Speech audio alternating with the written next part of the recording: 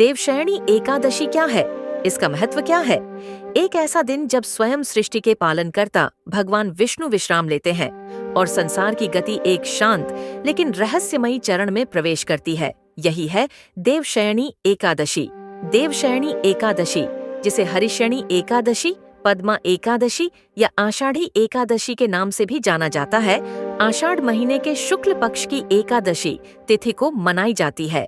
यह दिन बेहद पवित्र माना जाता है क्योंकि इसी दिन से भगवान विष्णु 4 महीने की योग निद्रा में चले जाते हैं, जिसे चातुर्मास कहते हैं। इस एकादशी से एक नया आध्यात्मिक वर्ष शुरू होता है, एक ऐसा काल जिसमें जीवन, अनुशासन, संयम, तपस्या और भक्ति का विशेष महत्व होता है। यह समय केवल व्रत, पूजा और धार्मिक कार्यों का ही नहीं, बल्कि स्वयं के अंतर्मन की यात्रा का भी होता है। क्यों करते हैं इस दिन व्रत और पूजा? हिंदू धर्म में मान्यता है कि भगवान विष्णु संसार के पालन करता है। जब वे 4 महीने के लिए शयन करते हैं, तब जीवन का संतुलन बदलता है। ऐसे समय में जो व्यक्ति उन्हें याद करता है, व्रत करता है और सच्चे मन से भक्ति करता है, उसे अक्षय पुण्य प्राप्त होता है। देवशयनी एकादशी का व्रत रखने से जन्म जन्मांतर के पापों का नाश होता है, जीवन में शांति और समृद्धि आती है, वैवाहिक जीवन में सुख सौभाग्य बना रहता है, मोक्ष की प्राप्ति के द्वार खुलते हैं। विशेष रूप से यह व्रत विवाह की प्रतीक्षा कर रहे युवाओं, दंपतियों के सुखद दाम्पत्य और मोक्ष की इच्छा रखने वालों के लिए अत्यंत शुभ माना जाता है। शास्त्रों में क्या कहा गया है?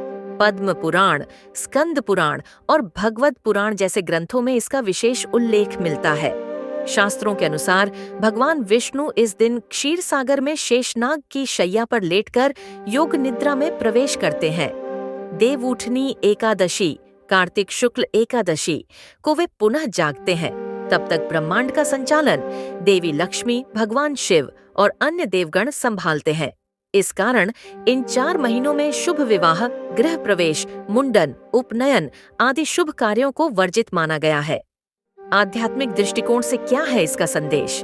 इस एकादशी का गहरा संकेत यह है कि जब भगवान विश्राम लेते हैं, तब मानव को जागना होता है।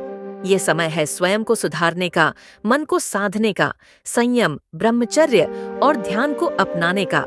जैसे भगवान विष्णु शेष शैया पर विश्राम कर रहे हैं, वैसे ही यह समय हमें भीतर की अशांति को शांत कर जीवन में संतुलन लाने का संदेश देता है।